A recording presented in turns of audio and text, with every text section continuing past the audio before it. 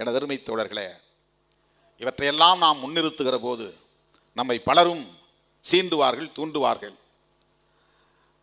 கோப நயினார் என்று நாம் ஒரு நகைச்சுவைக்காக சொன்னோம். கோபம் எல்லோருக்கும் வேண்டும், எப்போதும் வேண்டும். அது நீர்த்து போகக்கூடாது. கோபம் இல்லை என்றால் அநீதிகளை அழிக்க முடியாது. கோபம் இல்லை என்றால் நீதியை வென்றெடுக்க முடியாது. கோபம் இல்லை என்றால் போராட முடியாது. கோபம் இல்லை என்றால் ஆதிக்கத்தை எதிர்த்து நிற்க முடியாது.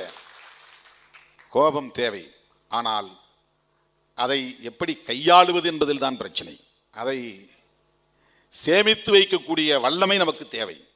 அதை நினைச்ச நேரத்தெல்லாம் எடுத்து செலவு பண்ணக்கூடாது, வீண் செலவு பண்ணக்கூடாது, விரயம் செய்யக்கூடாது. அது ஒரு உணர்ச்சி தான். கோபம் என்பது ஒரு உணர்ச்சி தான். நமக்கு அது தேவைப்படுது. கண்டவங்கிட்டலாம் செலவு பண்ணிட்டோம்னாக்கா உண்மையான எதிரி அடிக்கிற நேரத்தில் இல்லாமல் போயிடும். மோசமான எதிரி அடிக்கும்போது நம்மகிட்ட இல்லாமல் செலவாகி போயிடும். அந்த உணர்ச்சியை சேமித்து வைப்பது என்பது ஒரு ஆளுமை, அது ஒரு பர்சனாலிட்டி. அதை எப்போது எங்கே செலவிட வேண்டும், யாருக்கு எதிராக செலவிட வேண்டும் என்பது ஒரு லீடர்ஷிப், அது ஒரு தலைமைத்துவ ஆளுமை. அது எல்லார்ட்டையும் சண்டை போட்டு கிடக்கூடாது, நினைச்சதுக்கெல்லாம் விளக்கம் கொடுத்துருக்க கூடாது. உன்னை விட 10 மடங்கு வலிமை மிக்கவனை உன் எதிரியாக நினைத்து அவனோடு சண்டை போட வேண்டும். உன்னை விட எல்லா வகையிலும் 100 மடங்கு 1000 மடங்கு எவன் வலிமையானவனோ அவனை வீழ்த்த வேண்டும்.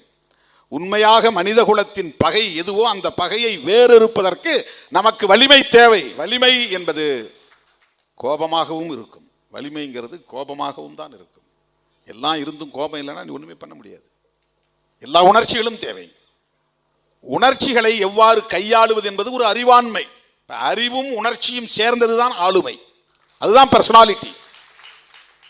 ஒருத்தர் என்ன இப்படி இந்த வார்த்தையை சொல்லி திட்டினா உடனே நான் அதை விட 10 தடவை திட்டேன் அப்படின்னா நீ சரியான ஸ்ட்ராட்டஜியை கையாளவில்லை என்று பொருள். பொது வாழ்விலே, முக்கியமாக அரசியல் களத்தில் நம்முடைய உணர்ச்சிகளை எல்லாம் நீர்த்து போக விடாமல் பாதுகாக்க வேண்டும், அடைகாக்க வேண்டும்.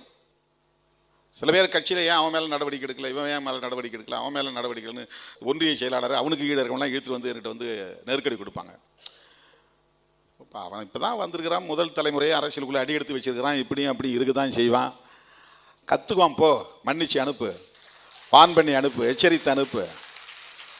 சும்மா எல்லாத்தையும் நடவடிக்கணும்னா நான் ஒரு ஆள் தனியால தான் நிற்கணும். ஒரு விரல் புரட்சியே